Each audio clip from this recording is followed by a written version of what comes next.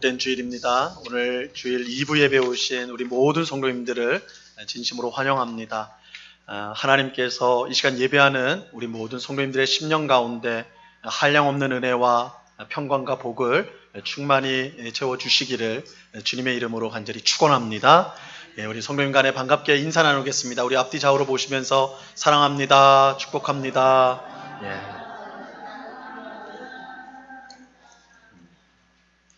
우리 모두 그 자리에서 일어나서 묵도하심으로 주일 2부 예배를 우리 하나님 앞에 드리도록 하겠습니다. 다 같이 묵도하시겠습니다.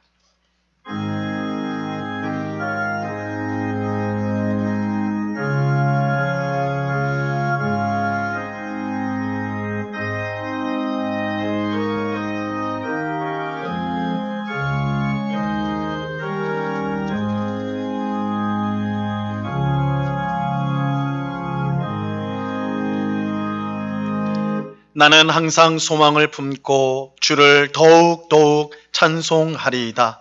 내가 측량할 수 없는 주의 공의와 구원을 내 입으로 종일 전하리이다. 아멘. 참 좋으신 아버지 하나님, 오늘도 거룩하고 복된 주일을 우리에게 주셔서 주님 앞에 나와 예배할 수 있는 귀한 은혜 베풀어 주심을 참으로 감사합니다. 이 시간 영과 진리로 하나님 앞에 예배할 때에 하나님 홀로 영광 받아 주시옵소서. 또한 예배드리는 저희의 심령 가운데 한량없는 은혜와 복으로 충만하게 하여 주시옵소서. 이 시간 우리의 모든 더럽고 추악한 죄악을 고백하오니 십자가 보혈로 깨끗이 씻어 주시옵소서. 성령으로 충만하게 하셔서 우리의 뜻과 고집으로 살지 않게 하시고 하나님의 말씀, 하나님의 뜻에 순종하여 하나님께 영광을 올려드리는 복된 삶을 살아갈 수 있도록 주님 인도하여 주시옵소서. 이 시간 여러 가지 세상의 무거운 짐을 가지고 나온 실망하고 절망하고 애통해하며 나온 죄 백성이 있다면 한량없는 위로와 은혜로 붙들어 주시고 하나님만이 우리의 소망이요 우리의 힘이신 것을 경험할 수 있는 복된 예배의 시간 될 수 있도록 인도하여 주시옵소서. 오늘 예배를 통하여 우리를 만나주시고 귀한 은혜와 복을 주실 주님께 감사와 찬양을 올려드리오며 예수 그리스도 이름으로 기도드리옵나이다. 아멘.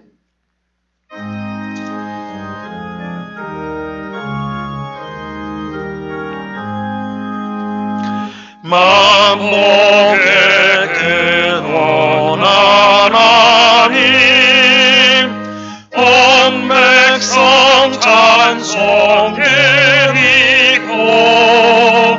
저 천사여 찬송하세 찬송 성부 성자 성령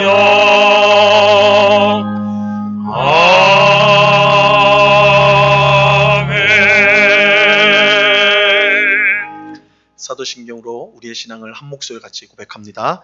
전능하사 천지를 만드신 하나님 아버지를 내가 믿사오며 그 외아들 우리 주 예수 그리스도를 믿사오니 이는 성령으로 잉태하사 동정녀 마리아에게 나시고 본디오 빌라도에게 고난을 받으사 십자가에 못 박혀 죽으시고 장사한 지 사흘 만에 죽은 자 가운데서 다시 살아나시며 하늘에 오르사 전능하신 하나님 우편에 앉아 계시다가 저리로서 산 자와 죽은 자를 심판하러 오시리라.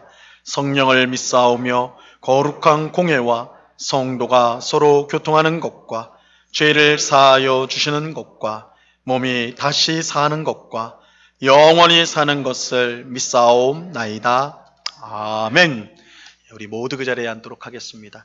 우리 찬송가 뒤에 있는 교독문 19번 시편 32편 말씀을 교독하도록 하겠습니다.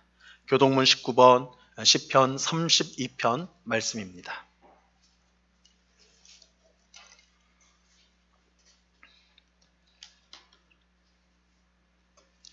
교독문 19번 시편 32편 말씀을 교독합니다. 허물의 사함을 받고 자신의 죄가 가려진 자는 복이 있도다.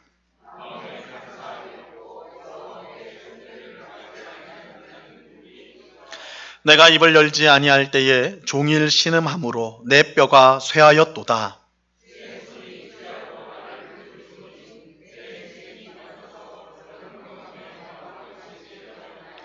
주께 내 죄를 아뢰고 내 죄악을 숨기지 아니하였더니 이로 말미암아 모든 경건한 자는 주를 만날 기회를 얻어서 주께 기도할지라.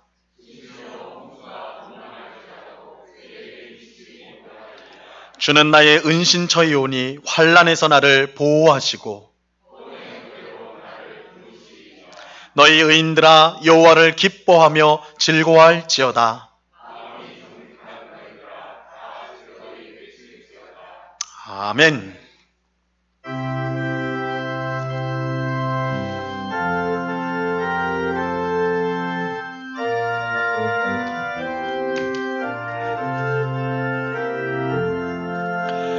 홀로 없는 하나님께 천하 만민 경배하라. 만국왕을 다스리고 온 세상 만민 기르신다. 만국왕을 다스리고 온 세상 만민 기르신다. 독생 성자 예수님께 모든 죄인 회개하라.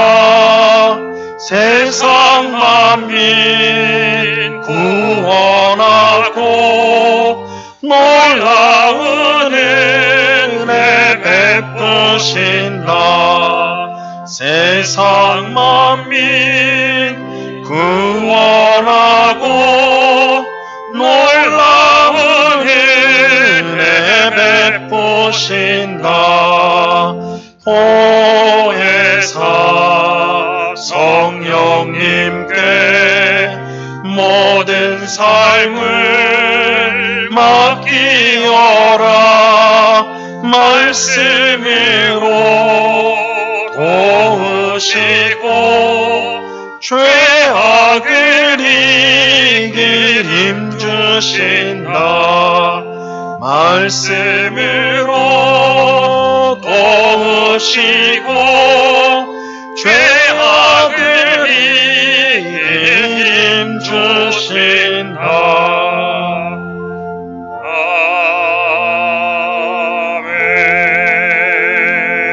아멘. 주의 이름을 사랑하는 자들에게 참 기쁨과 구원을 베푸시며 우리 곁에서 한결같이 지켜주시고 보호하시는 하나님 아버지, 거룩한 주일을 맞이해서 주님께서 택하셔서 믿음을 주신 성도들이 성삼위 하나님을 예배할 수 있도록 인도하신 것을 진심으로 감사드립니다. 오늘 우리 성도들이 세상의 모든 일을 중지하고 우리를 지으신 주님 앞에 우리 모든 성도들이 아버지께 나왔습니다. 먼저 한 주간 우리가 주님 앞에 여러 가지로 잘못한 것들, 죄를 주님 앞에 고백합니다. 곤고한 백성을 구원하시고 상하고 통회하는 심령을 찾으시는 우리 주님께서 우리의 심령을 불쌍히 여기시고 우리 성도님들 일일이 만나 주시어서 긍휼과 자비를 베풀어 주시옵소서. 오늘 예배를 통해서 하나님이 영광과 찬양을 받아 주시옵소서. 성도들이 간구하는 모든 기도를 들어주시고 하늘나라 예비하신 복의 복을 더하여 주시옵소서. 2001년도가 엊그제 시작된 것 같았는데 벌써 반년이 지났습니다. 금년도 남은 기간 우리가 연초에 계획하고 다짐한 우리의 믿음 생활을 잘 이행하며 앞으로 살아가도록 주여 인도하여 주시옵소서. 하나님, 무엇보다 우리가 하나님의 말씀을 사모하게 하여 주시옵소서. 우리가 때를 얻든지 못 얻든지 주님께 기도하게 하여 주시옵소서. 우리가 하나님을 온전히 예배하는 성도들로 세워 주시옵소서. 하나님, 참으로 우리가 교만한 자리에 앉지 않도록 하시고 늘 경건한 마음가짐을 가지고 살 수 있도록 인도하여 주시옵소서. 주님께서는 우리의 방패와 안식처가 되시기 때문에 우리에게 세상적인 어려움으로부터 지켜주시고 정말로 우리의 가정과 기업을 늘 보살펴 주시고 보호하여 주시옵소서. 무엇보다 하나님을 온전히 예배하며 의지하는 그런 우리 은국교회 모든 성도들의 가정이 되게 인도하여 주시옵소서. 우리 교회를 사랑해 주시니 감사를 드립니다. 아버지여, 정말 이제는 코로나로 인한 교회 각종 집회 모임 제한이 속히 해제되도록 주여 인도하여 주시옵소서. 더워지기를 시작하는 여름철 우리 온 성도들의 건강을 지켜주시고 늘 주님만 바라보며 의지하게 하셔서 이 세상 어려움을 잘 이기고 승리하시는 우리 성도님들 되게 하여 주시옵소서. 이 시간 설교를 위해 세우신 목사님께 성령께서 함께하여 주시고 우리 모두 귀한 말씀으로 모든 성도가 귀한 은혜를 받는 귀한 시간 되게 하여 주시옵소서. 예수님의 이름으로 기도드립니다.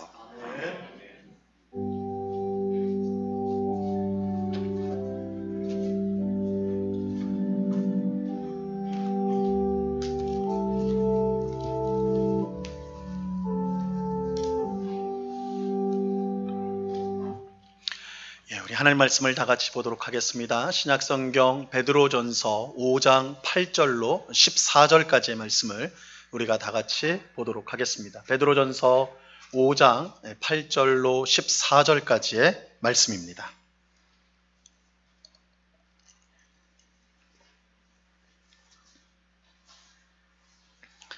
베드로전서 5장 8절로 14절까지의 말씀, 이 시간 하나님께서 우리에게 주시는 말씀입니다. 하나님의 말씀을 들으시기를 바랍니다.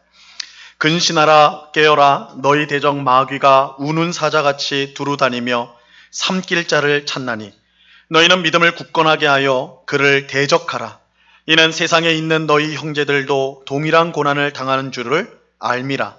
모든 은혜의 하나님 곧 그리스도 안에서 너희를 부르사 자기의 영원한 영광에 들어가게 하신 이가 잠깐 고난을 당한 너희를 친히 온전하게 하시며 굳건하게 하시며 강하게 하시며 터를 견고하게 하시리라. 권능이 세세 무궁하도록 그에게 있을지어다. 아멘. 내가 신실한 형제로 하는 실로아노로 말미암아 너희에게 간단히 써서 권하고 이것이 하나님의 참된 은혜임을 증언하노니 너희는 이 은혜에 굳게 서라. 택하심을 함께 받은 바벨론에 있는 교회가 너희에게 문안하고 내 아들 마가도 그리하느니라. 너희는 사랑의 입맞춤으로 서로 문안하라. 그리스도 안에 있는 너희 모든 이에게 평강이 있을지어다. 아멘. 이 시간 호산나 성가대 찬양으로 하나님께 영광을 돌리겠습니다.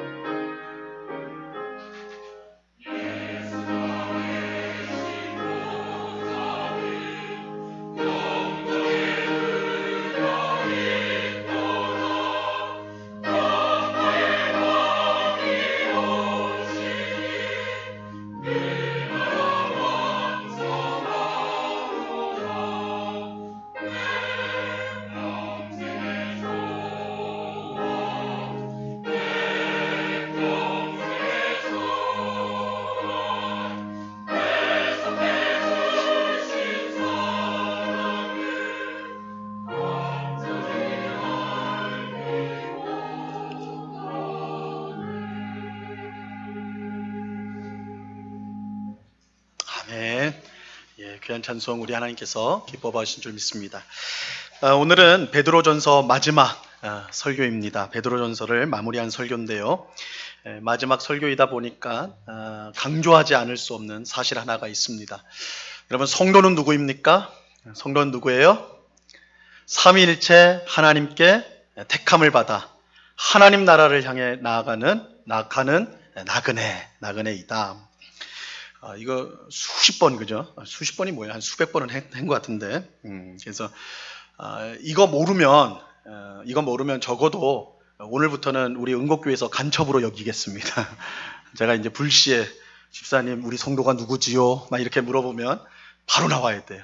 삼위일체 하나님께 택함을 받아 하나님 나라를 향해 가는 나그네입니다. 이게 나와야 됩니다. 이거 중요한 내용이겠죠. 성도는 누군가. 이게 이제 베드로 전서를 관통하는 굉장히 중요한 내용입니다. 여러분, 올해 우리 교회 표가 나, 당신, 우리는 하나님의 사람입니다. 이렇게 올해 표거든요. 여기 붙어 있죠. 내가 누구인지 아는 게 너무 중요합니다. 내가 누구인지 아는 게 너무 중요해요. 여러분, 거지는요, 자기가 거지인 것을 알기 때문에 거지처럼 행동합니다. 이 말이 그런데 하여튼 거지처럼 살아요. 뭐 땅에 떨어져 있는 음식도 먹습니다. 남이 쓰던 거 거리낌 없이 사용합니다. 왜냐하면 자기가 거지인 것을 알기 때문에. 자기가 거지니까. 그죠? 왕자는 어떻습니까? 자기가 왕자라는 걸 아는 사람은 그 품격과 또 살아야 된 도리들을 힘들어도 지키려고 하죠. 왜요? 내가 왕자이기 때문에. 근데 아무리 왕자라도 자기가 거지다라고 생각하는 왕자가 있다면 나는 거지다. 왕자인데 자기는 거지다. 이렇게 하면 그 행동이 거지처럼 살 수밖에 없을 거예요. 나타날 수밖에 없을 거예요. 내가 누군지를 아는 것이 너무너무 중요합니다. 내가 하나님의 사람이다. 나는 하나님의 사람이다. 이렇게 자신을 하나님의 사람이라고 생각하는 사람은 무슨 일을 하든지 어떤 생각을 하든지 하나님 사람답게 하려고 힘쓰게 될 것입니다. 하나님의 사람이니까. 그리고 만나는 상대방이 하나님의 사람이라고 알고 있다면 그 사람을 하나님 사람답게 대하려고 힘쓰게 될 것입니다. 하나님의 사람이니까. 우리가 하나님의 사람, 우리 교회가 하나님의 사람의 공동체라고 한다면 우리가 무엇을 결정하고 어떤 일을 하려고 할 때 이런 이 세상의 어떤 생각이나 가치관을 따르는 게 아니라 하나님이 어떤 일을 기뻐하실까? 하나님이 원하시는 게 뭘까? 그것을 가지고 어떤 결정을 하고 어떤 행동을 하게 되리라는 거예요. 우리가 하나님의 사람이니까. 그러니까 자기가 누군지를 아는 게 중요해요. 마찬가지로 우리가 삼위일체 하나님께 택함을 받아 하나님 나라를 향해 가는 나그네라는 사실을 우리가 분명히 알고 있다면 우리의 삶은 이 세상 사람들의 삶과 구별될 수밖에 없을 거예요. 도무지 같을 수가 없어요. 다를 수밖에 없어요. 세상 사람들은 삶의 큰 위기가 닥쳤을 때에 어떻게 반응합니까? 포기하면서 나는 버림받은 사람이야. 나는 괜히 태어난 사람이야. 뭐 이렇게 좌절하죠. 절망하죠. 하지만 성도는 나는 삼위일체 하나님께 택함을 받은 사람이야. 나는 삼위일체 하나님께 택함을 받은 귀중한 사람이야. 존귀한 사람이야. 이렇게 믿음으로 고백하면서 어려운 상황에서도 절망하지 않고 오히려 소망을 가지게 될 거예요. 또 세상 사람들은 이 세상에서 더 많은 것을 가지지 못해 실망하고 안달해요. 그죠? 그래서 주식 투자도 하고 땅도 사보고 코인도 사고 많이 가져야지 세상에서 떵떵거리니까. 근데 그거 안 되면 실망하고 안달하죠. 어떻게 하나 그렇죠. 하지만 성도는 자신이 영원히 살 곳이 이 세상이 아니라 하나님 나라인 것을 알기 때문에 이 세상에서 좀 더 많이 가지지 못한 것보다 하나님 나라에 더 많은 보화 쌓기를 간절히 바라요. 내가 이 땅에서는 뭐 그렇게 많이 가지지 않아도 하나님 나라에 내가 보화를 많이 쌓았다면 그게 감사하고 그게 기쁨이고 그게 보람이 되는 거예요. 진짜. 내가 하나님 나라를 향해 가는 사람이란 것을 알면 그렇다는 거예요. 세상 사람들은 삶에 크고 작은 고난이 올 때 불평하고 원망하지만 성도는 자신이 나그네임을 알기 때문에 이러한 크고 작은 고난을 당연하게 여깁니다. 당연한 거예요. 나그네의 삶은 고난이에요. 나그네의 삶은 불편한 거예요. 고단한 거예요. 그거 당연하게 여겨요. 당연. 내가 나그네라면. 그뿐만 아니라 고난이 주는 유익을 알기 때문에 오히려 고난 중에 기뻐하지요. 기뻐해요. 기뻐하고 감사해요. 이게 베드로전서 전체를 통해서 말하는 거 아니에요? 야, 너희 고난 나그네인데 나그네는 고난이 당연한 거야. 근데 그 고난이 우리에게 복된 거야. 하나님께서 그저 고난을 주시지 않고 우리를 복되게 하기 위해서 고난을 주시는 거야. 이게 고린도전서 전체에 흐르는 내용 아닙니까? 그러니까 우리는 세상 사람들과 다르게 완전히 다르게 반응을 하는 거죠. 고난 앞에 감사하고 기뻐할 수 있는 이 세상에서 도무지 찾아볼 수 없는 별종이 되는 거예요. 그죠? 기뻐할 수 있는 거예요. 이처럼 자신이 삼위일체 하나님께 택함을 받아 하나님 나라를 향해 가는 나그네라는 것을 아는 성도는 이 세상 사람들과 구별된 삶을 살 수밖에 없어요. 그래서 세상 사람들처럼 살면 안 돼 라고 말할 필요가 없어요. 그렇게 살라고 해도 그렇게 못 살아요. 자기가 성도의 분명한 성도가 누군지를 분명히 아는 사람은 세상 사람들과 똑같이 살아라 해도 못 살아요. 그죠? 그렇게 살 수가 없단 말이에요. 여러분, 우리는 누구입니까? 삼위일체 하나님께 택함을 받아 하나님 나라를 향해 가는 성도입니다. 나그네입니다. 이 정체성을요 마음에 잘 새길 수 있기를 간절히 바랍니다. 그리고 자신이 누구인지 아는 대로 그렇게 살려고 힘쓰십시오. 세상에 혼자 내버려진 것 같이 외롭고 힘들 때요. 나는 삼위일체 하나님께 택함을 받은 존귀한 사람이지.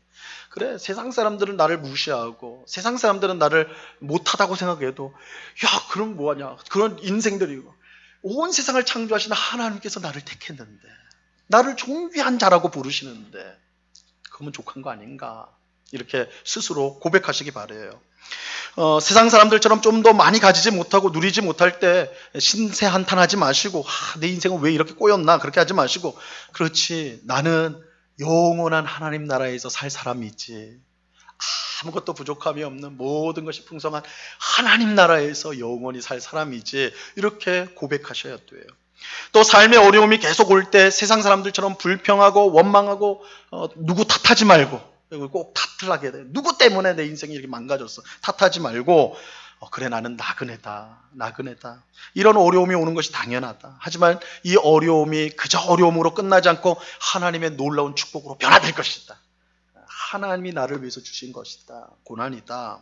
이렇게 스스로에게 말씀하셔야 된다고요. 그럴 때 우리는 세상 사람들처럼 일희일비하는 그저 좋은 일 생겨서 웃다가 또 안 좋은 일 생기면 막 세상 무너진 것처럼 슬퍼하고 왔다 갔다 그저 물결을 따라 배가 출렁거리는 것처럼 그렇게 사는 것이 아니라 뿌리를 깊이 땅속에 깊이 내린 나무처럼 거목처럼 비바람 풍풍이 몰아쳐도 흔들리지 않고 든든하게 살아가는 우리 모두가 되어야 하는 것입니다.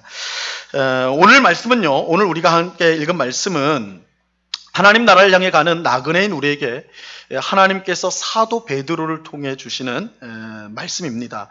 오늘 말씀도 이 말씀을 잘 이해하려면 이 전제, 가장 중요한 전제, 우리가 누구인가?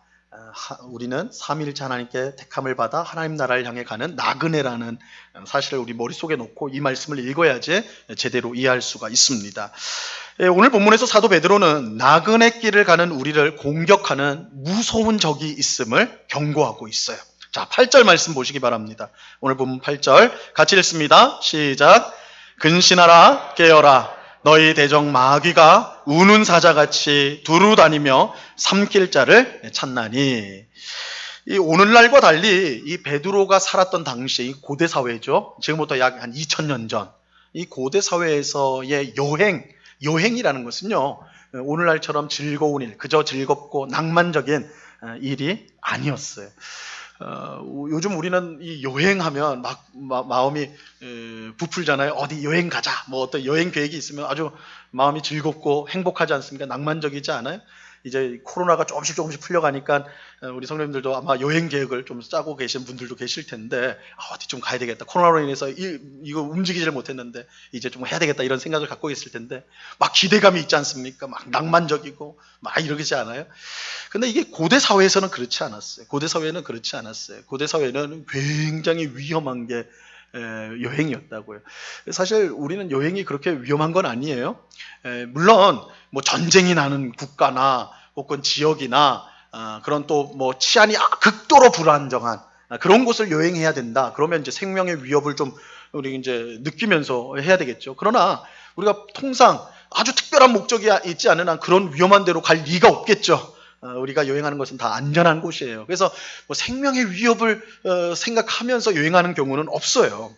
하지만 고대 사회에서 여행은 사뭇 달랐습니다. 이 당시에는 자동차나 비행기가 없었기 때문에 대부분 걸어서 여행을 하는, 도보로 여행을 하거나 뭐 좀 더 상황이 좋으면 말이나 낙타 같은 짐승을 타고 이제 여행을 하게 된다고요. 그런데 길이요, 지금처럼 잘 돼 있는 게 아니에요. 뭐 지금처럼 고속도로가 4차선, 8차선 아주 뭐 아스팔트로 쫙 번듯하게 나 있는 길은 없어요. 그런 길 없습니다. 몇 사람만 같이 걸어도 길이 좁을 정도로, 짐승 2마리만 같이 걸어도 이게 힘들 정도로 길이 좁고 험했다고요. 험했어요. 물론 이 사도 베드로가 지금 편지를 쓰고 있는 이 당시에는 이 로마 제국이요, 열심히 길을 닦고 있는 중이긴 했어요. 여러분 이런 말 들어보셨죠? 모든 길은 어디로 통한다고요? 너무 겸손하지 마시고요. 아시는 건 대답하셔도 돼요. 모든 길은 어디로 통해요? 로마로 통해요. 로마로 통한다. 이 말이 왜 나왔냐면 로마 제국이 도로 건설을 굉장히 힘썼어요. 그러니까 굉장히 지혜로운 사람이에요. 똑똑한 사람들이에요. 로마 제국이 막 제국을 팽창해 나갈 때, 크게 확대해 나갈 때 가장 중요한 게 뭐냐, 도로라는 것을 그들이 알았어요. 도로가 있어야지 군사들도 빨리 가고 물자가 공급이 빨리 되니까 이게 제국을 팽창하는데 꼭 필요하다. 그래가지고 도로를 열심히 닦습니다. 그래서 로마 제국에서는 이제 주요 도시에는 아주 도로가 잘 나 있었습니다.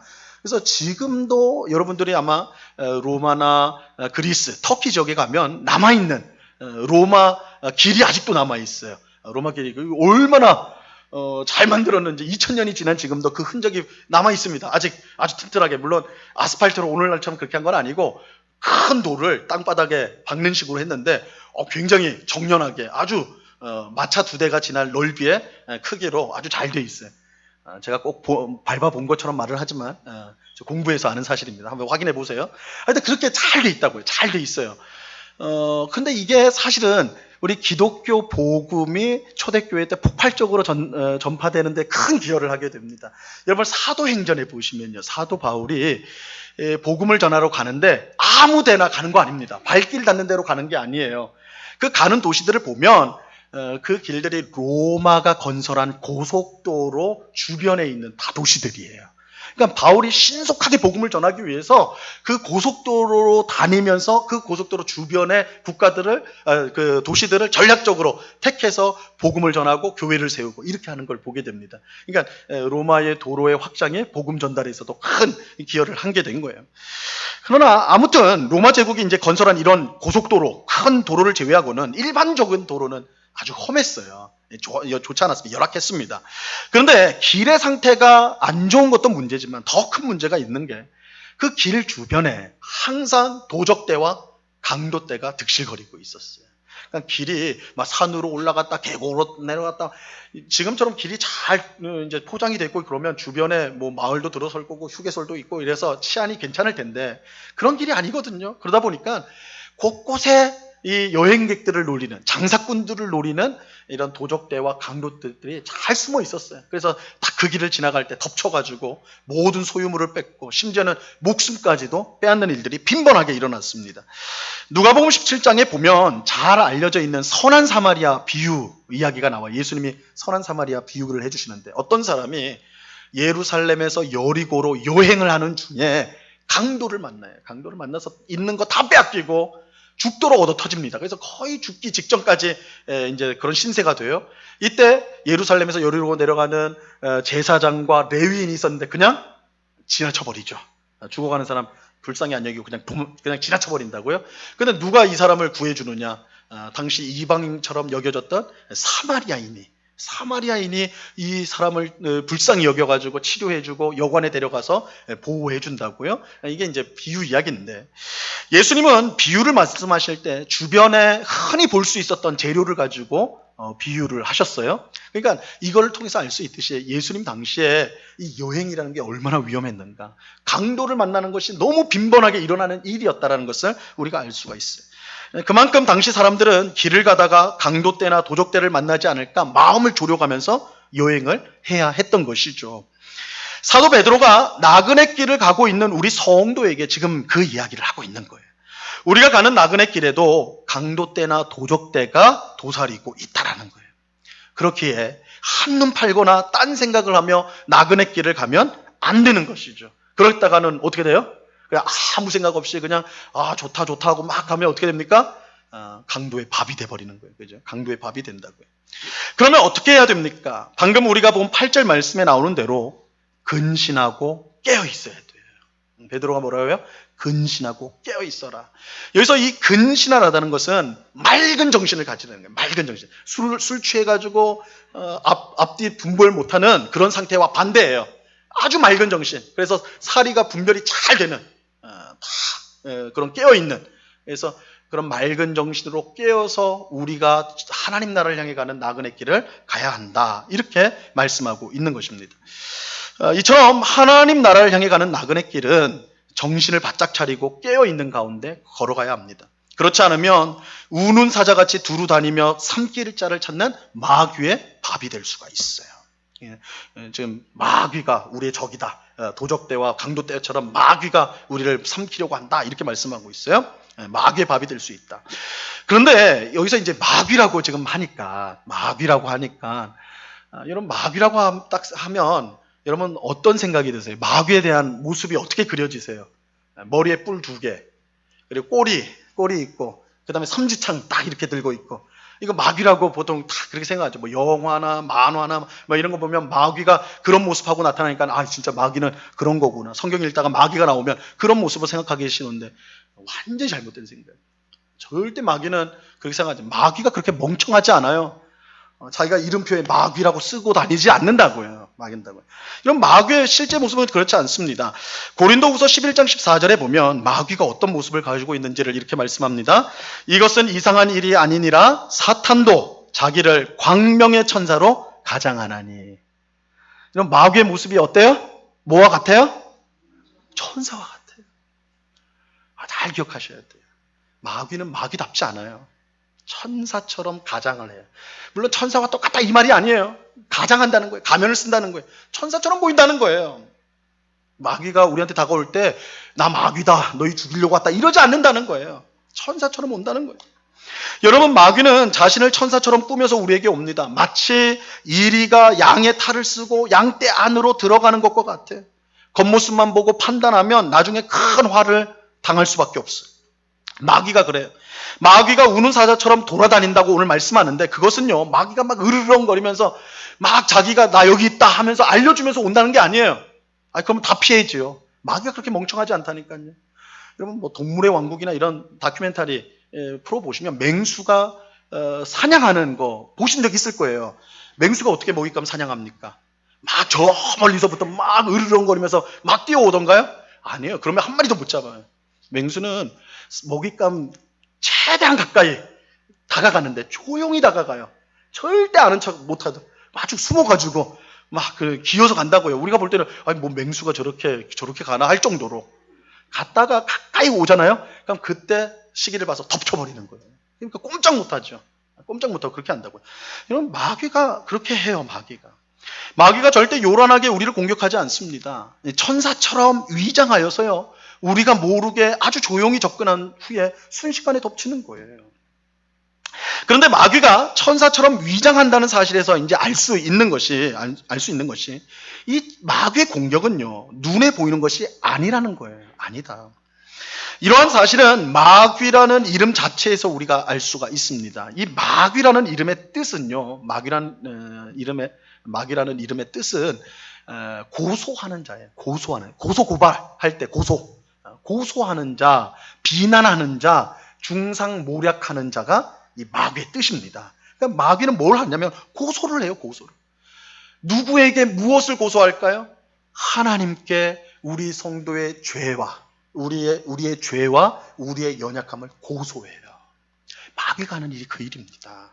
막 우리 생각하면 마귀가 뭐 엄청나게 막 우리 위협하고 우리 때리고 막 이런 걸 물리적으로 생각하기 쉬운데 아니에요. 마귀 그렇게 안 해요.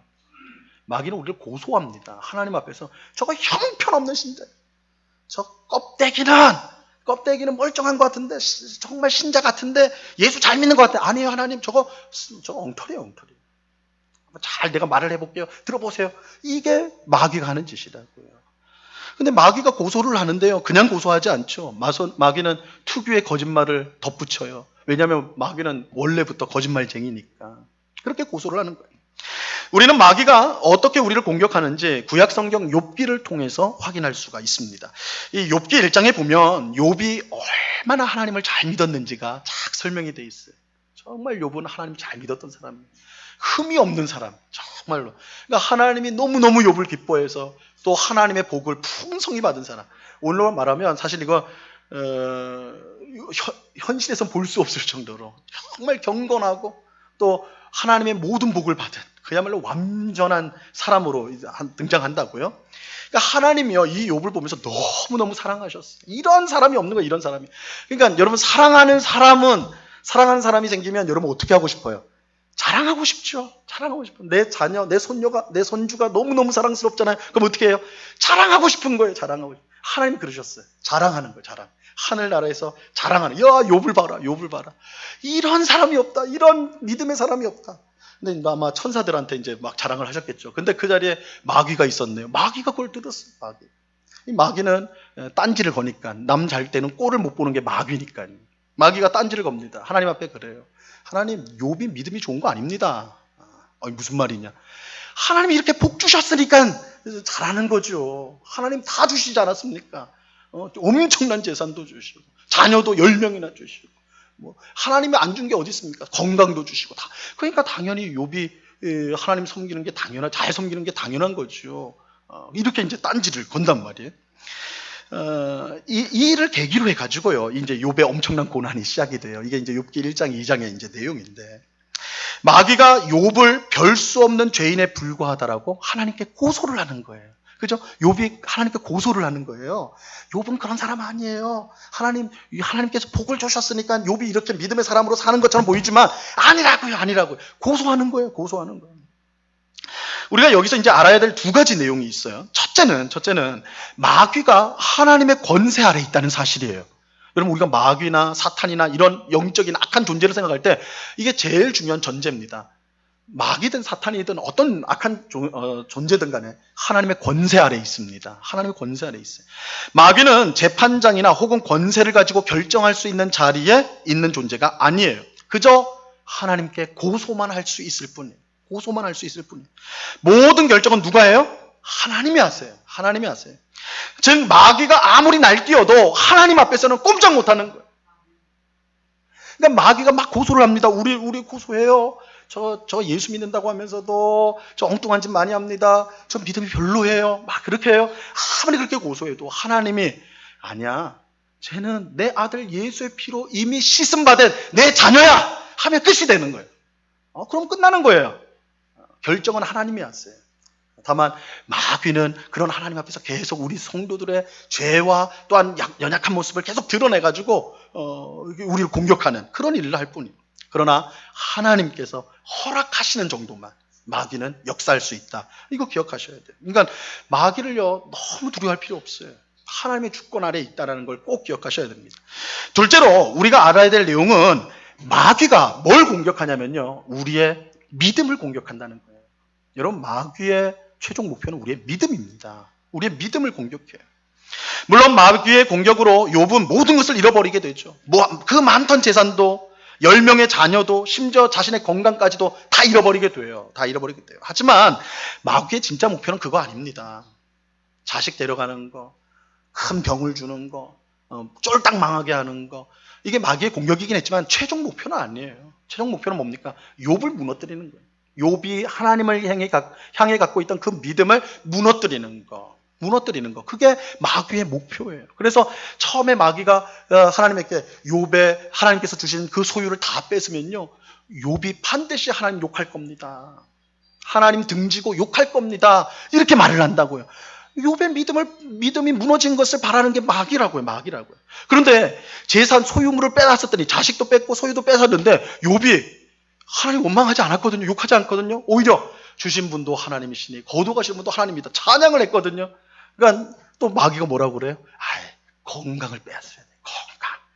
아프면 어쩔 수 없어. 천하의 장사가 없어. 아프면 하나님 반드시 욕할 겁니다. 그의 믿음이 무너질 겁니다. 이게 마귀의 공격이었어요. 마귀는 우리의 믿음을 무너뜨리려고 해요. 그래서 여러분, 마귀는 무조건 우리가 안 좋게 되는 일로만 역사하지 않습니다. 우리에게 성공을 줘요. 경제적 부유함을 줍니다. 삶이 편안하게 해줘요. 이것도 마귀의 역사예요. 여러분 생각해 보셨어요? 그거 다 하나님의 역사로만 생각했죠.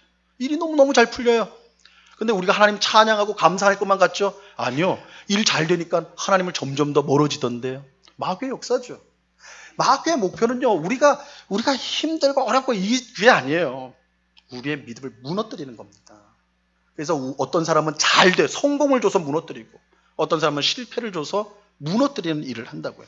자, 바로 이런 이유로 사도 베드로는요, 이 대적 마귀를 어떻게 대적해야 되느냐? 믿음을 굳건하게 할 때에만이 대적할 수 있다고 말씀하고 있어요. 자, 오늘 본문 9절 말씀을 보시기 바랍니다. 9절 말씀 같이 읽습니다. 시작. 너희는 믿음을 굳건하게 하여 그를 대적하라. 이는 세상에 있는 너희 형제들도 동일한 고난을 당하는 줄을 알미라. 마귀와의 싸움은 믿음의 싸움입니다. 우리가 다른 것으로 마귀를 이길 수가 없어요.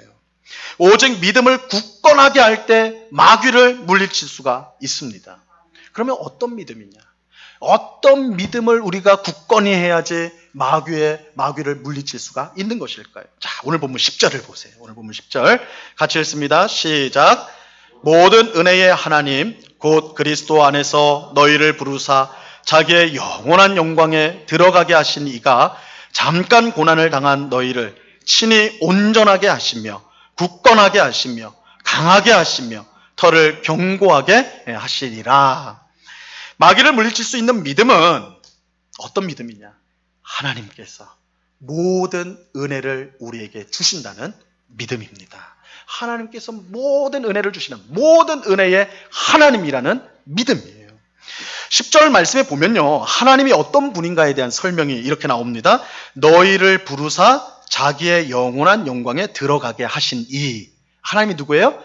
우리를 불러서 자기의 영원한 나라에 들어가게, 영광에 들어가게 하신 이다 라고 말씀하는데, 여러분 이거 어디서 많이 들어봤죠? 어디서 들어봤을까요? 이거 비슷한 문구를 들어보셨을 텐데, 제가 오늘 설교하면서도 한 10대 이상을 반복한 거. 성도가 누구라고 그랬어요? 삼위일체 하나님께 택함을 받아 하나님 나라를 향해 가는 나그네라고 그랬죠. 이 말씀하고 똑같죠. 너희를 부르사 삼위일체 하나님께서 우리를 택하셨다. 택한 게 부른 거 아닙니까? 택하사 어디로 들어가게 해요? 영원한 영광. 영원한 영광이 어디예요? 하나님의 나라죠. 하나님 나라. 그죠? 하나님께서 이 정의로 보건대 하나님은 결국 어떤 분이시냐? 성도를 만드시는 분이에요. 성도의 삶을 다 주관하는 분이 하나님이라는 것을 우리가 알 수가 있어요. 그 하나님이 어떤 하나님이냐면 모든 은혜의 하나님이다. 모든 은혜의 하나님이라고 말씀하고 있어요. 여기서 이 모든 은혜라는 것은 삼위일체 하나님께 택함을 받아 하나님 나라를 향해 가는 나그네에게 필요한 모든 은혜예요. 필요한 모든 은혜.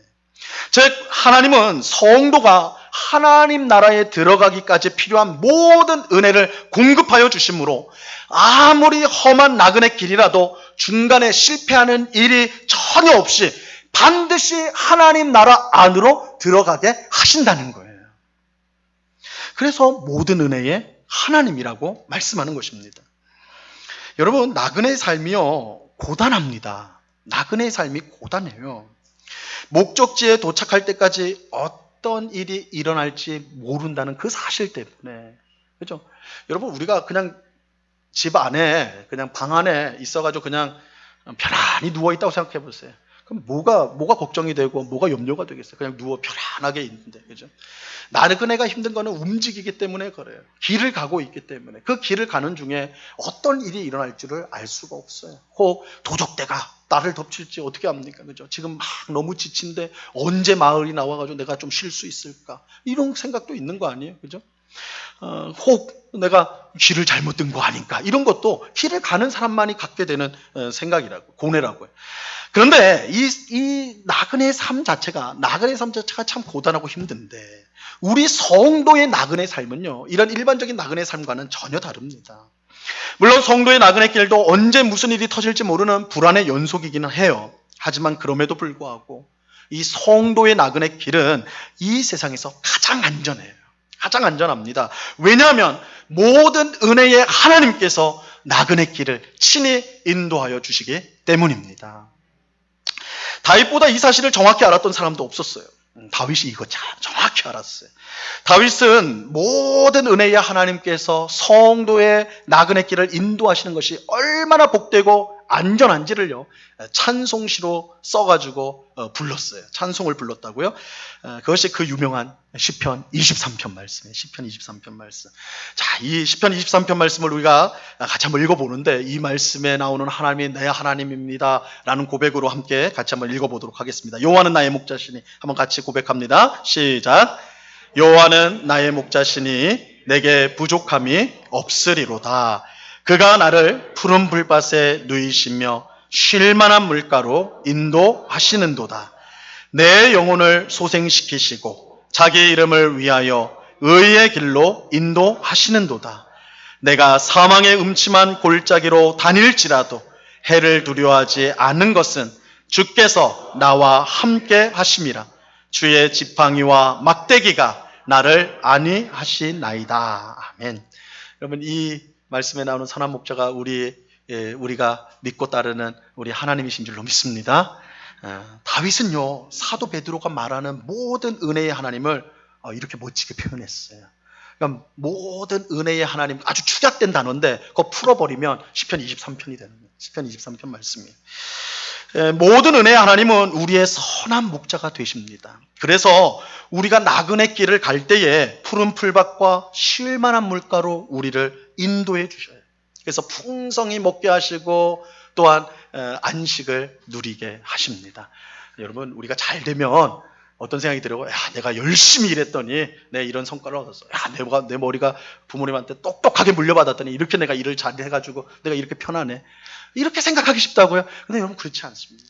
여러분의 삶이 지금 푸른 풀밭 쉴 만한 물가에 있다고 생각되신다면 선한 목자이신 하나님이 여러분 그렇게 인도해 주신 거예요. 하나님이 인도해 주신 거예요. 여러분, 우리가 아무리 똑똑하고요, 아무리 노력하고 힘쓰고 애써도 하나님 그렇게 인도하지 않으시면 그곳에 있을 수가 없어요. 그래서 여러분의 삶이 너무 편하다, 너무 복되다 이런 생각이 드신다면 선하신 하나님이 푸른 불밭 쉴 만한 물가로 인도하셨음을 감사하셔야 돼요. 감사하셔야 돼요. 때로 잘못된 길을 가거나 고단하여 지쳐 쓰러질 때에 하나님은, 선한 목자 되신 하나님은 우리를 회복시켜 주세요. 소생시켜 준다. 내 영혼을 소생시키시고 회복시켜 주신다는 거예요. 회복시켜 주시고 의의 길, 올바른 길로 다시 인도하여 주세요. 때로 사망의 음침한 골짜기를 가야 할 때, 즉 여러 가지 고난을 만나고 마귀의 격렬한 공격을 당할 때도 우리는 두려워할 필요가 없어요. 모든 은혜의 하나님께서 함께하여 주셔서 주의 막대기로 고난 중에서 우리를 길을 잃지 않도록 인도하여 주시고, 주의 지팡이로 우리를 공격하는 그 무수한 마귀의 공격을 다 물리쳐 주시는, 다 물리쳐 주세요. 이처럼 모든 은혜의 하나님은 성도의 나그네 길을 친히 이끌어 주시는 선한 목자세요. 선한 목자가 우리를 이끄시고 함께 하시기 때문에 우리 나그네 길은요, 절대적으로 안전합니다. 우리 나그네 길은요, 절대적으로 풍성해요. 우리 나그네 길은요, 절대적으로 복된 길, 절대적으로 복됩니다. 사도 베드로는 모든 은혜의 하나님께서 나그네 길을 가는 성도에게 베푸시는 은혜를 4가지로 이렇게 이제 말씀을 하는데요. 그런데 이 4가지가 사실 우리가 방금 읽은 시편 23편 말씀에 다 나오게 됩니다. 이게 다 일치가 돼요. 자, 10절 하반절, 오늘 본문 10절 하반절 한번 보시면요, 4가지 은혜를 주시는데, 모든 은혜 하나님께서 4가지 은혜를 주시는데 어떤 은혜를 주시느냐? 너희를 친히 온전하게 하시며 굳건하게 하시며 강하게 하시며 털을 견고하게 하시리라. 이 4가지 은혜가 나오죠. 온전하게 하시는 은혜, 온전하게 하시는 은혜, 또 굳건하게 하시는 은혜, 그리고 강하게 하시는 은혜, 또 털을 견고하게 하시는 은혜, 이 4가지 은혜를 우리에게 약속하시고 주십니다. 자, 먼저 온전하게 하시는 이 은혜는요, 회복의 은혜를 말하는 거예요. 회복의 은혜. 다윗이 뭐라고 고백했습니까? 내 영혼을 소생시키시고, 내 영혼을 소생시킨다. 여기서 말하는 은혜가 바로 이 온전하게 하는 은혜, 회복하는 은혜를 말하는 거 있어요. 여러분, 하나님 나라를 향해 나그네 길을 갈 때 언제나 똑바로 길을 갈 수 있는 건 아니에요. 삶의 여러 가지 고난과 시련으로 인해서, 마귀의 공격으로 인해서 어떨 때는 길에 주저앉게 되고요. 어떨 때는 엉뚱한 길로도 가게 돼요. 너무 힘들면 길을 이 길이 아닌가 보다 다른 길로 새 길로 새버리게 된다고요. 그럴 때 이제 우리 마음속에 자연스럽게 오는 게 그거예요. 야, 내가 이렇게 살아도 내가 정말 구원받는 사람 맞나? 내가 이렇게 사는데 구원받은 거 맞나? 내가 정말 하나님 나라 들어갈 수 있는 걸까? 내가 정말 하나님 나라 들어갈 수 있는 걸까? 천국에 갈 수 있는 걸까? 이런 생각이 들어요. 모든 것을 포기하고 싶고 절망스러워지는 그런 순간이 있다고요. 하지만 그때에도 그 순간에도 우리는 막 절망을 느끼고 우리는 낙심하고 우리는 끝났다라고 생각할지라도, 그런데 그때에도 사실은 우리는 안전합니다. 그러면 우리는 안전해요. 모든 은혜의 하나님이 온전하게 하시는, 즉 회복시켜 주시는 은혜를 우리에게 주시기 때문에 그래요. 선한 목자이신 하나님께서 우리의 영혼을 소생시키시고 의의 길로 이끄시기 때문에 여러분, 우리가 주저앉은 그 순간에도 우리는 여전히 안전해요. 여전히 안전해요. 그러니까 우리가 정말 절망스러운, 낙심하는 그런 상황에 있다면 우리가 바라봐야 될 은혜가 뭡니까? 회복하시는 은혜. 다윗이 고백한 것처럼 내 영혼을 소생시키시며. 여러분, 내가 힘을 내는 게 아니에요. 내가 그러면 기도해야 되겠다, 말씀을 읽어야 되겠다, 그 정도 생각하면 절망에 빠진 게 아니죠. 절망에 빠지면 다 싫은 거잖아요. 근데 그때 기억해야 될 게, 내가 나를 소생시킬 수 없지만 모든 은혜의 하나님께서 나를 소생시켜 주신다, 나를 회복시켜 주신다, 나를 일으켜 세워 주신다. 우리가 그거를 확신해야 되는 거예요. 그래서 이 은혜를 베푸세요. 나그네 길을 가는 우리에게 회복의 은혜, 소생시키는 은혜를 베풀어 주십니다. 또 모든 은혜의 하나님은요, 굳건하게 하시는 은혜를 베풀어 주세요. 굳건하게 하시는 은혜. 하나님은 우리를 회복시켜 주실 뿐만 아니라 하나님 나라를 향해 가는 나그네 길에서 벗어나지 않도록 굳건하게 붙잡아 주세요. 다윗은 우리가 사망의 음침한 골짜기를 다닐지라도 해를 두려워할 필요가 없다라고 말씀하고 있어요. 고백하고 있어요. 왜냐하면 주의 지팡이와 막대기가 나를 보호하기 때문이다, 이렇게 말씀해요. 여기에 나오는 주의 지팡이와 막대기는 사실상 거의 같은 뜻이에요. 그래서 이 둘을 구별하는 게 사실은 아주 명확하게 구별되는 건 아닙니다. 근데 굳이 구별해보자면, 굳이 이 막대기와 지팡이를 구별을 해보자면, 이 막대기는 목자가 양을 바른 길로 인도하는 데 사용하는 도구가 막대기예요. 여러분 아시는 분도 있겠지만, 양이요, 시력이 굉장히 안 좋습니다. 앞이 멀리 못 봐요. 바로 앞만 볼 수가 있어요. 그래서 양이 떼로 다니는 거예요. 앞에 있는 양 다리 보면서 쫓아다니는 거거든요. 근데 고집 센 양은 또 그런 거, 나는 개성이 있지, 남이 간 길로 안 가겠다 해가지고 엉뚱한 길로 빠져나가는 애도 있어요. 근데 눈이 나쁘니까 정말 엉뚱한 길로 간단 말이에요. 그러면 나중에 짐승의 밥이 되든지 큰 사고 당할 수 있겠죠. 근데 그 양은 안전해요. 왜요? 목자가 막대기를 들고 있어요. 그래서 조금 딱 이탈을 하면 어떻게 합니까? 가가지고 톡톡 치는 거예요. 야, 잘못됐어, 너. 잘못된 길로 가야 돼. 바른 길로 가야 돼. 톡톡톡 치는 거예요. 양들이 가다가 어떨 때는 지쳐요. 힘들어요. 그냥 주저앉아요. 근데 좀 더 가면 푸른 물과 실만한 물가가 있거든요. 그러니까 목자가 어떻게 합니까? 주저앉은 양을 또 톡톡 치는 거예요. 야, 조금 앞에 가면 너 다시 먹을 것도 있고 쉴 수도 있어. 너 지금은 힘내야 돼. 막대기로 톡톡 치는 거예요. 이게 우리에게 베풀어 주시는 굳건하게 하는 은혜예요. 주의 막대기로 우리 나그네 길에서 이탈하지 않도록, 또 주저앉은 우리를 다시 힘을 낼 수 있도록 그렇게 해주시는 은혜. 이게 굳건하게 하는 은혜.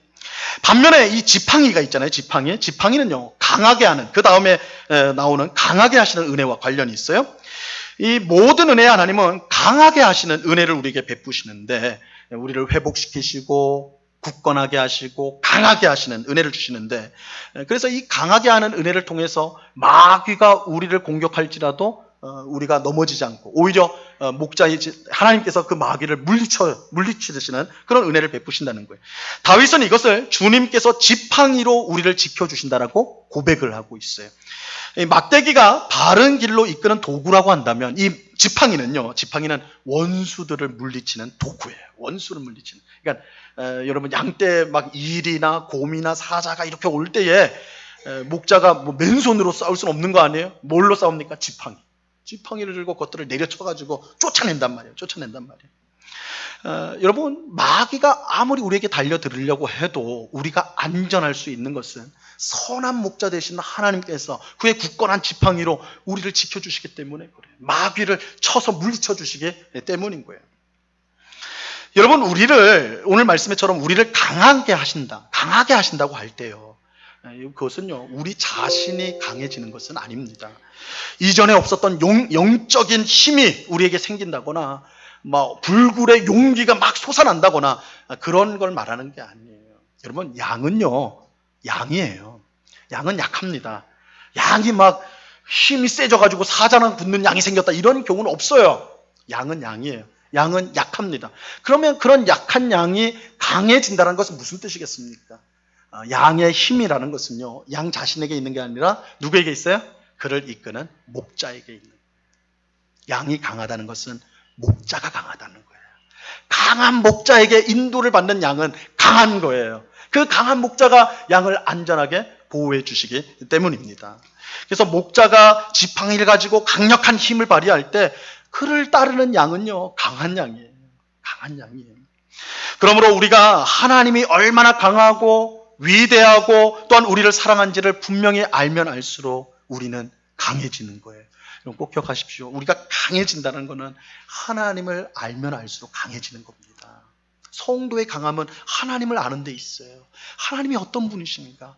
하나님이 정말 나를 사랑하시는 분이시다. 하나님이 나를 위해서 베푸신 그 은혜를 우리가 알고 그 천지를 창조하고 세상을 다스리는 그 권능이 하나님께 있다는 것을 분명히 아는 성도는 강한 성도죠.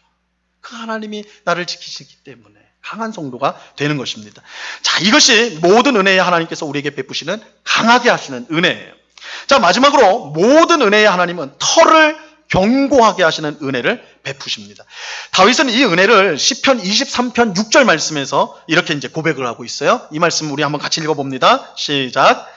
내 평생의 선하심과 인자하심이 반드시 나를 따르리니 내가 여호와의 집에 영원히 살리로다.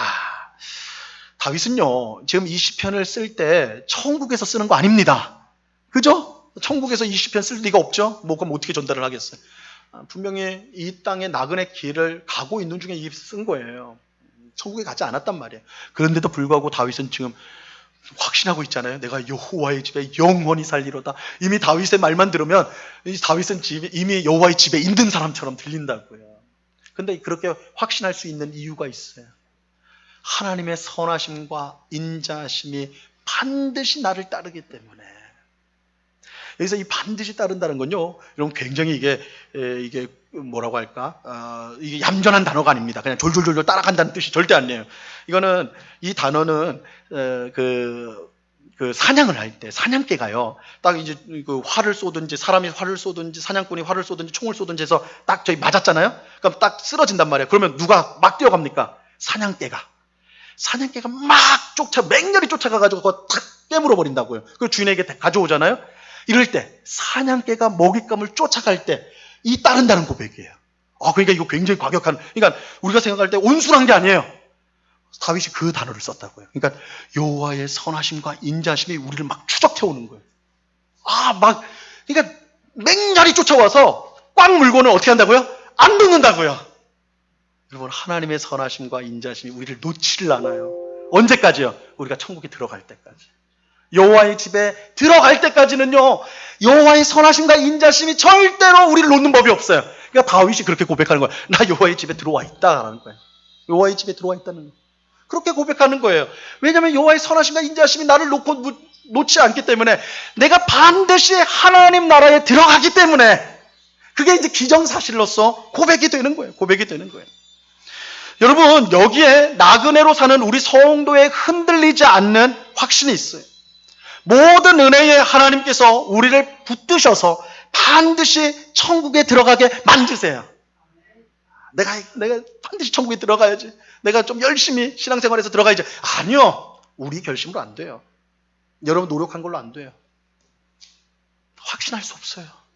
언제 무슨 일이 일어날지 몰라요. 우리도 천하의 다윗도 한순간에 무너졌어요. 우리라고 평생 주님 앞에 설 때까지 안 넘어진다? 각오할 사람 아무도 없어요. 다윗도 넘어졌어요. 모세도 넘어졌어요. 안 넘어진 사람 없어요. 근데 우리가 여호와의 집에 영원히 살겠다라고 고백할 수 있는 이유는 단 하나예요. 하나님의 선하심과 인자하심이 우리를 놓지 않기 때문에. 모든 은혜에 하나님께서 우리가 나그네의 길을 마칠 때까지 하나님께서 모든 필요한 은혜를 다 주신다고 약속하셨기 때문에, 이 은혜가 있기 때문에 우리는 지금 비록 지금 발은 나그네 길을, 험한 길을 걷고 있지만 영적으로 보면 우리의 발은 이미 천국에 디딛고 있는 거예요. 그런 확신이 우리 가운데 있는 것입니다. 사랑하는 성도 여러분, 우리는 누구입니까?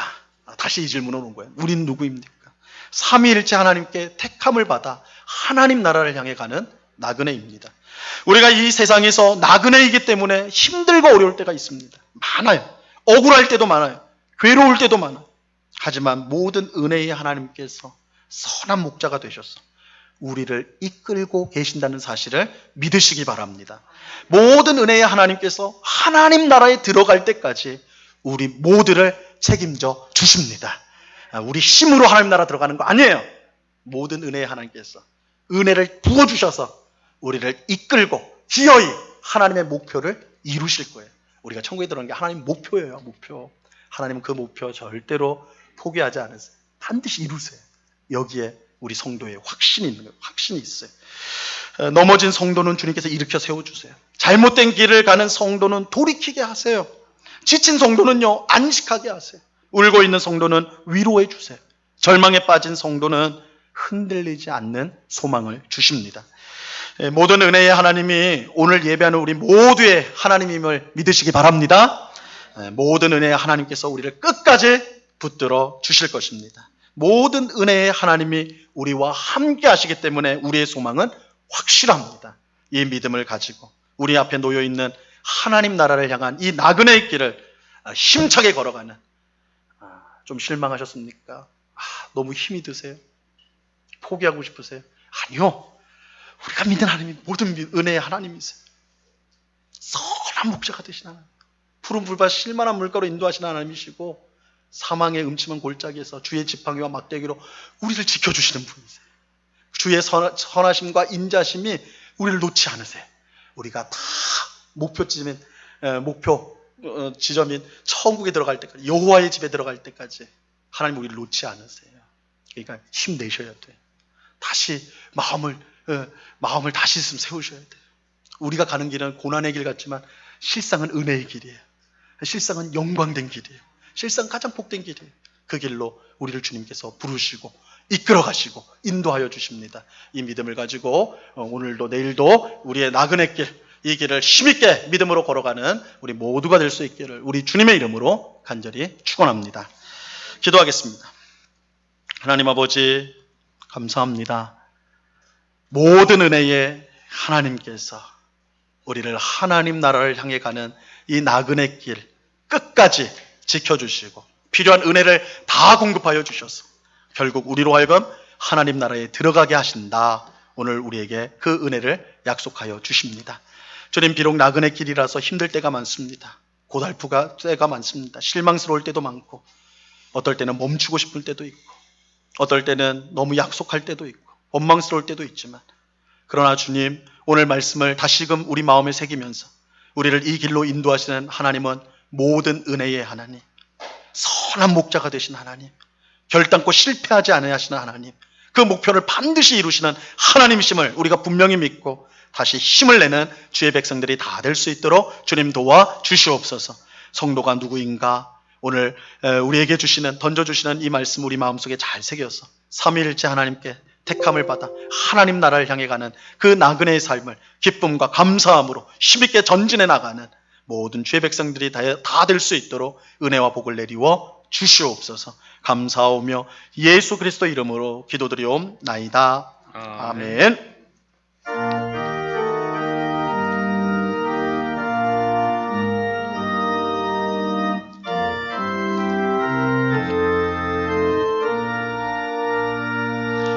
내 맘이 낙심되며 근심에 눌릴 때 주께서 내게 오사 위로해 주시네. 가는 길 캄캄하고 괴로움 많으나 주께서 함께하며 내 짐을 지시네. 은혜가 내게 족하네. 은혜가 족하네. 이 괴로운 세상 지날 때 은혜가 족하네. 희망이 사라지고 친구 날 버릴 때 주께서 싹이며 새 희망 주시네. 싸움이 맹렬하여 두려워 떨 때에 승리의 왕이 되신 주 음성 들리네. 은혜가 내게 족하네. 은혜가 족하네. 이 괴로운 세상 지날 때 은혜가 족하네. 언민이 가득 차고 눈물이 흐를 때 주 나의 곁에 오사 위로해 주시네. 알날이 닥쳐와서 어려움 당할 때 주님의 능력이 원수를 이기네. 은혜가 내게 족하네. 은혜가 족하네. 이 괴로운 세상 지날 때 은혜가 족하네. 하나님께 감사를 드립니다. 21년도 상반기 잘 이겨내고 응급교회를 안정되게 지켜주신 하나님 아버지께 감사를 드립니다. 항상 감사드립니다. 무더운 여름을 건강하게 하옵소서. 아들 사업장에 함께하여 주신 하나님께 감사를 드립니다. 언제나 감사하게 하시는 믿음을 주심을 감사합니다. 범사에 감사합니다. 항상 감사합니다. 네, 같이 기도하겠습니다. 하나님 아버지 감사합니다. 언제나 우리에게 감사의 기도 제목을 주시는 주님, 고난 가운데도 감사할 수 있음을 알게 하시는 주님, 감사할 충분한 이유를 주신 주님께 영광을 돌려드립니다. 주님, 우리는 얼마나 연약한지요, 얼마나 부족한지요. 찬양하고 영광 돌리고 감사하기보다는 원망하고 불평하고 남 탓하는 그런 일에 익숙한 우리의 입술입니다. 우리의 마음입니다. 근데 그런 부족하고 연약한 우리를 하나님 여전히 사랑하여 주십니다. 여전히 변치 않는 사랑과 은혜로 우리와 함께하여 주십니다. 우리가 그렇기에 다시 우리를 일으켜서 하나님께 감사를 고백하게 됩니다. 하나님을 더 깊이 알아가게 하셔서 하나님을 우리의 힘이요 능력으로 삼고 우리에게 주어진 나그네의 길을 힘있게 살아가는 모든 주의 백성들 다 될 수 있도록 주님 꼭 붙잡아 주시옵소서. 하나님 우리에게 베푸신 은혜에 감사하여서 이 시간 여러 명목의 헌금을 주님 앞에 드리오니 하나님 기쁘게 받아 주시옵소서. 이 헌금이 사용되어지는 곳마다 주님의 복음이 힘있게 증거되게 하시고 어렵고 힘든 이웃들을 돕고 살리며 주님의 몸된 교회를 든든히 세우는 데 쓰여지는 귀한 헌금이 될 수 있도록 하나님 역사하여 주시옵소서. 아버지 하나님, 우리가 작년부터 코로나로 인하여서 여러 가지 답답하고 제한적이고 이렇게 이런 상황 속에서 이렇게 예배를 드리고 또한 모임을 가지며 또한 우리의 일상을 살아가고 있습니다. 그런 우리를 주님께서 불쌍히 여겨주셔서 이게 조금씩 사태가 완화될 수 있도록 은혜 주시니 감사합니다.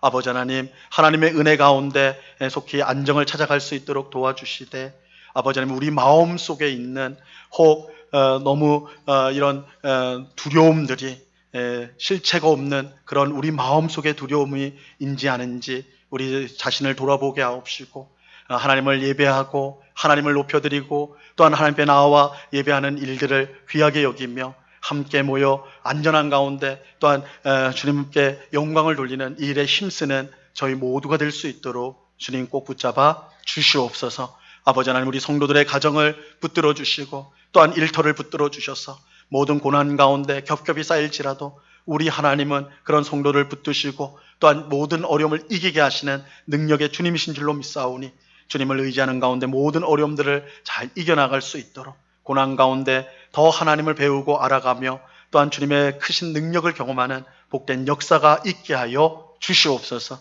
언제나 우리와 함께 하시는 주님께 감사와 찬양을 올려드리오며 예수 그리스도 이름으로 기도드리옵나이다.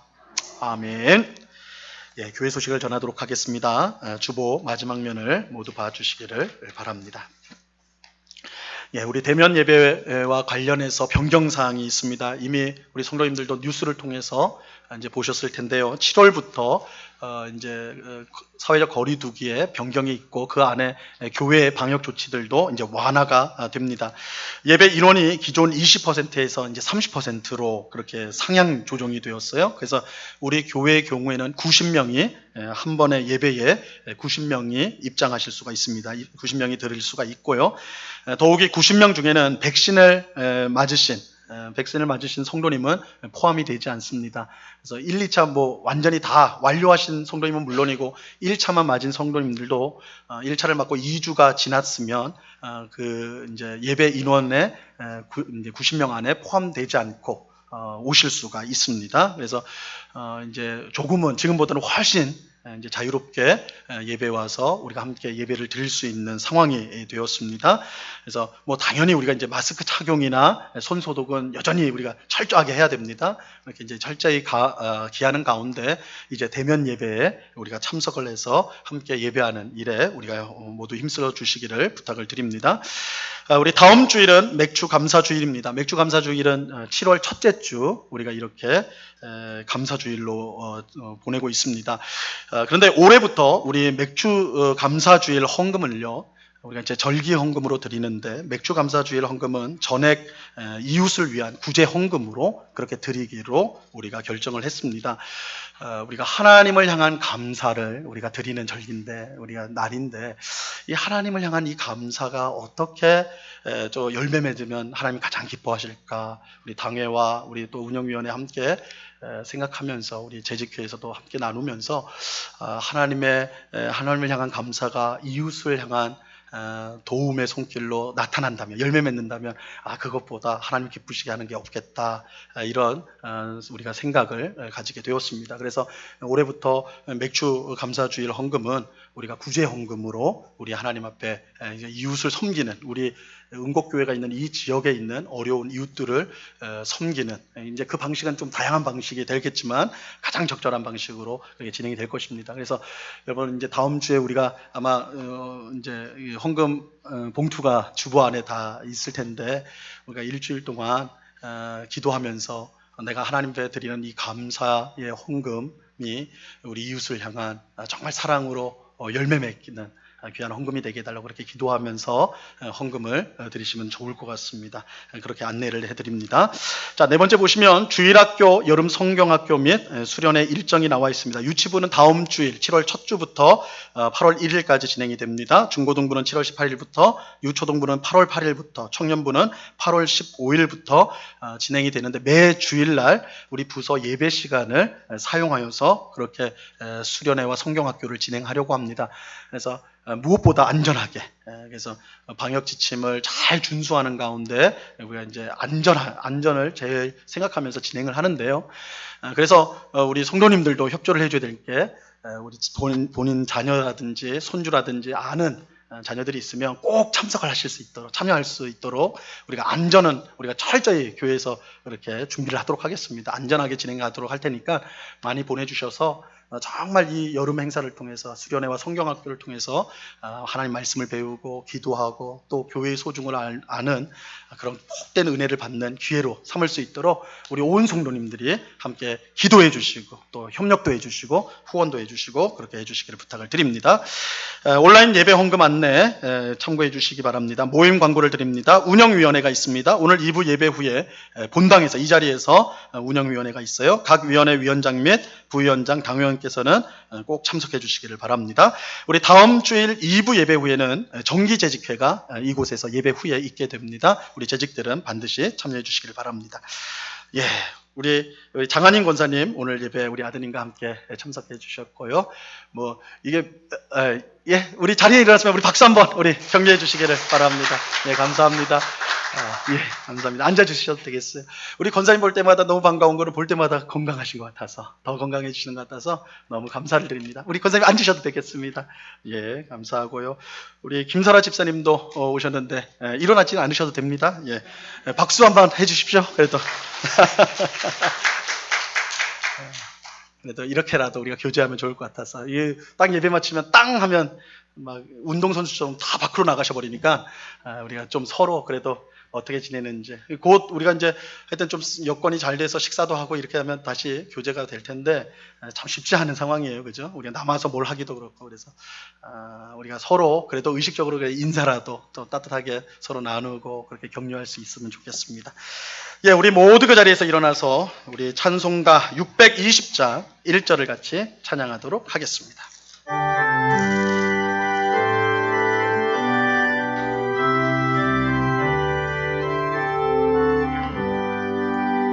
여기에 모인 우리 주의 은총 받은 자여라. 주께서 이 자리에 함께 계심을 아노라. 언제나 주님만을 찬양하며 따라가리니 시험을 당할 때도 함께 계심을 믿노라. 이 믿음 더 세라. 주가 지켜주신다. 어둠 밤에도 주의 밝은 빛 인도하여 주신다.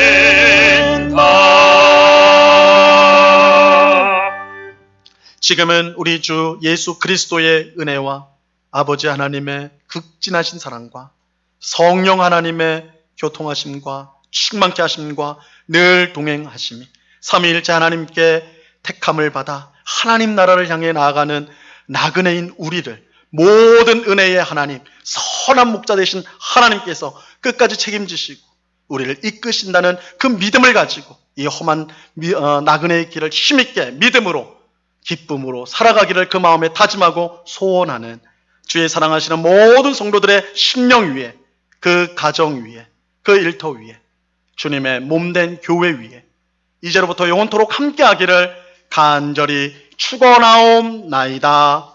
아멘.